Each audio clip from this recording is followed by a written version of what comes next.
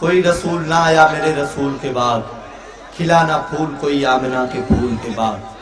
کوئی رسول نہ آیا میرے رسول کے بعد، کھلا نہ پھول کوئی آمنہ کے پھول کے بعد۔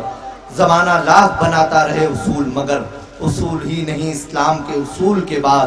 اور رہے گا نعت کا یہ سلسلہ یوں ہی واحد، چمن میں جس طرح کھلتا ہے پھول پھول کے بعد۔ نعت پاک کا سلسلہ تو ہمیشہ ہمیشہ چلتا رہے گا۔ ہم نعت پاک کے دور کو یہیں پر ملتوی کرتے ہوئے غزل کی سمجھ چلتے ہیں۔ سب سے پہلے تو آج کی اس محفل میں جن لوگوں کا استقبال ہونا تھا، مگر اب چونکہ مشاعرہ شروع ہو چکا ہے تو اب ان لوگوں کی گلپوشی نہیں ہوگی، مگر میں ان لوگوں کا نام پیش کر دے رہا ہوں آپ لوگوں کے سامنے، تاکہ آپ کو معلوم پڑ جائے کہ ان لوگوں کی گلپوشی ہونے والی تھی۔ اور یہ سمجھ لیں وہ لوگ جن کا نام پکارا جا رہا ہے کہ میں نام نہیں پکار رہا ہوں بلکہ ان کے گلے میں پھولوں کی مالا ڈال رہا ہوں، کہ ڈاکٹر غیاث الدین صاحب، بابو محل پردھان علی آبادی صاحب، حافظ انصار احمد صاحب، اخلاق احمد صاحب، اشفاق احمد صاحب، محمد عادل صاحب، محمد ناصر صاحب، انوار احمد قریشی صاحب، محمد سلیم ٹیلر صاحب، امداد حسین صاحب، منور پردھان صاحب، محمد فہیم صاحب، محمد طالب صاحب، محمد عاقب، ولد مرغوب احمد صاحب، نور عین صاحب، عمران احمد صاحب، ضیاء الدین صاحب، محترم خالد صاحب۔ ان صاحبان کی محفل مشاعرہ میں گل پوشی ہونے والی تھی، مگر چونکہ وقت اب ہمارے پاس نہیں ہے اور مشاعرہ آج کا شروع کیا جا چکا ہے۔ آئیے دوستو، ہم غزل کی سمجھ چل رہے ہیں۔ چونکہ غزل کے چاہنے والے یہاں بیٹھے ہوئے ہیں تو ایک مختصر سی تاریخ آپ کے سامنے غزل کی پیش کر دوں۔ غزل ویسے تو پیدا ہوئی عرب کی سرزمین میں، اور وہاں پر غزل کا جی نہیں لگا تو غزل پرشین میں فارس چلی آئی، جہاں گل و بلبل کا قصہ بڑا مشہور تھا، غزل اس کی نظر ہو گئی۔ پھر غزل وہاں سے ہندوستان آئی تو غزل نے ہندوستان میں حیدرآباد کا رخ کیا تو حیدرآباد نے اسے چلنے کا سلیقہ سکھا دیا۔ اس کے بعد غزل جب دہلی پہنچی تو دہلی میں غزل کو سنوارا گیا۔ اس کے بعد جب غزل لکھنؤ پہنچی تو لکھنؤ نے غزل کو بولنے کا سلیقہ عطا کر دیا، اور اس کے بعد سے آج تک پوری دنیا میں آپ کسی بھی علاقے میں چلے جائیں تو آپ کو پتا چلے گا 2 سے 4 یا 10 لوگ غزل کے چاہنے والے آپ کو ضرور مل جائیں گے۔ اور الحمدللہ یہاں پر تو ایک بڑا جمع غفیر، ایک بڑا مجمع میں دیکھ رہا ہوں غزل کے چاہنے والوں کا۔ آپ غزل سے محبت کرتے ہیں اور آپ سے شعراء کرام محبت کرتے ہیں جو یہاں تشریف لائے ہیں۔ تمام شعراء کرام دور دراز سے سفر کر کے آپ کے سامنے آئے ہیں۔ ان کی خدمت میں احمد فراز کے 4 مصرے پیش کر دیتا ہوں کہ ہم اہل دل کو بھی کردار کیا دیے گئے ہیں کہ زخم کھاتے رہے اور دعا دیے گئے ہیں۔ ہم اہل دل کو بھی کردار کیا دیے گئے ہیں کہ زخم کھاتے رہے اور دعا دیے گئے ہیں۔ کہاں سے حوصلہ لاتے پیمبروں جیسا، کہاں سے حوصلہ لاتے پیمبروں جیسا، سو کیا یہ کم ہے کہ شاعر بنا دیے گئے ہیں۔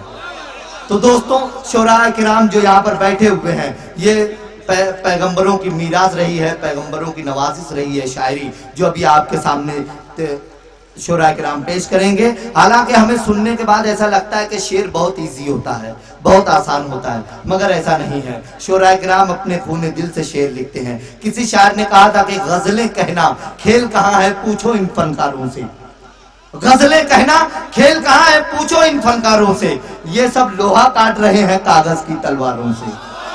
تو دوستو، اتنا نازک فن ہے غزل کا فن۔ تو آئیے اس وقت میں گزارش کروں گا غزل کے پہلے شاعر، آپ کے اپنے علاقے کے شاعر، مقامی شاعر سے میں آج کی اس محفل کا آغاز کر رہا ہوں۔ لائیے آپ دے دیجئے۔ مقامی شاعر سے میں اس محفل کا آغاز کر رہا ہوں، محترم عمران علی آبادی صاحب سے۔ اور 2 پنکتیاں آپ سن لیجئے۔ کبیر داس جی نے کہا تھا کہ دنیا کتنی باولی پتھر پوجنے جائے، دنیا کتنی باولی پتھر پوجنے جائے، گھر کی چکی کوئی نہ پوجے جس کا پیسا کھائے۔ تو مجھے یقین ہے کہ آپ اپنے گھر کی چکی کو بھی اسی طرح سے داد دو گے جس طرح باہر کی چکی کو داد دیتے ہو۔ تو زوردار تالیوں سے غزل کے پہلے شاعر محترم عمران علی آبادی کا استقبال کریں۔ حاضرین محفل، مجھے یہ سعادت ملی ہے کہ میں سب سے پہلے پڑھ رہا ہوں۔ حضرات، اس وقت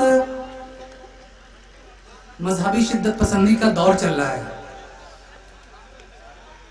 ہماری وفاداری پر شک کیا جا رہا ہے، لیکن میرا عقیدہ ہے، ملاحظہ فرمائیں اس مطلع کے سارے دیکھیے جی شاہ، اس ملک کی مٹی قربان نہیں ہے،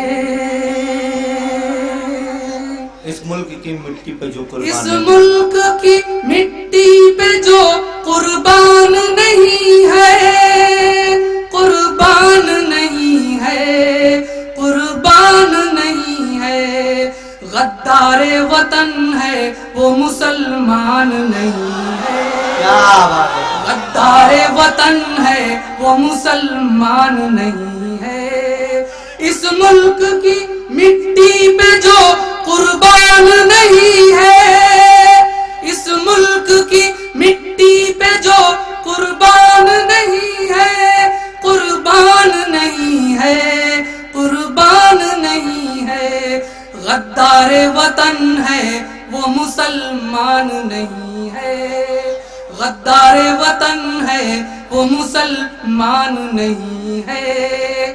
اور اسی ذیل میں ایک شعر اور ملاحظہ فرمائے،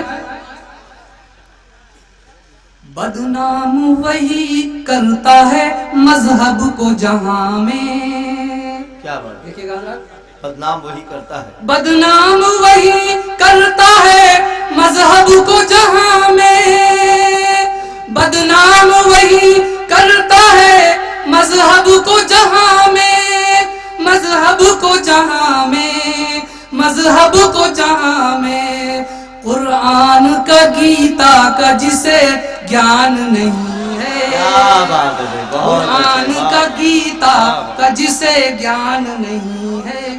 بہت بہت شکریہ حضرات، بہت بہت شکریہ، بہت بہت شکریہ حضرات۔ مقرر دوبارہ ارشاد کر دیجیے، بدنام وہی کرتا ہے مذہب کو جہاں میں، کیا بات ہے، بدنام وہی کرتا ہے مذہب کو جہاں میں، مذہب کو جہاں میں، مذہب کو جہاں میں، قرآن کا گیتا کا جسے گیان نہیں ہے۔ اور چونکہ بات مذہب کی چلی ہے، جی ایک شعر اور ملاحظہ فرمائے، دیکھیے گا نصیب بھائی، ہم مندر و مسجد میں سمٹ جاتے ہیں ورنہ، ہم مندر و مسجد میں سمٹ جاتے ہیں ورنہ، ہم مندر و مسجد میں سمٹ جاتے ہیں ورنہ، ہم مندر و مسجد میں سمٹ جاتے ہیں ورنہ، سمٹ جاتے ہیں ورنہ، سمٹ جاتے ہیں ورنہ، اس روئے زمین پر کہاں بھگوان نہیں ہے، اس روئے زمین پر کہاں بھگوان نہیں ہے۔ ہم بہت بہت شکریہ حضرات،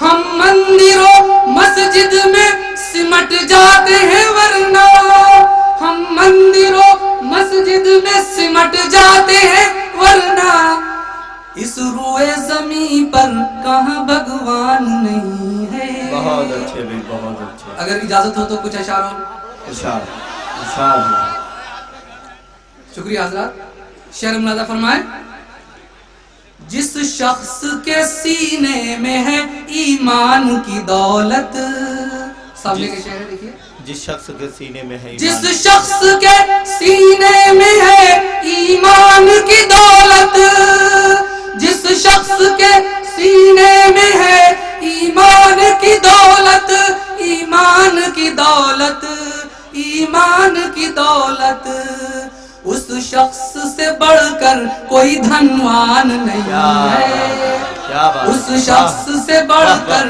کوئی دھنوان نہیں ہے۔ اور شعر ملاحظہ فرمائے، دنیا کے کسی علم سے دل ہوگا نہ روشن، دل ہوگا نہ روشن، دل ہوگا نہ روشن، سینے میں اگر آپ کے قرآن نہیں ہے، بے شک، سینے میں اگر آپ کے قرآن نہیں ہے۔ بس بہت بہت شکریہ حضرات، چونکہ ہمارے مہمان شورا اکرام بیٹھے ہیں اور میں کنوینر مشاعرے کی حیثیت سے بس اتنا ہی کافی ہے، شکریہ۔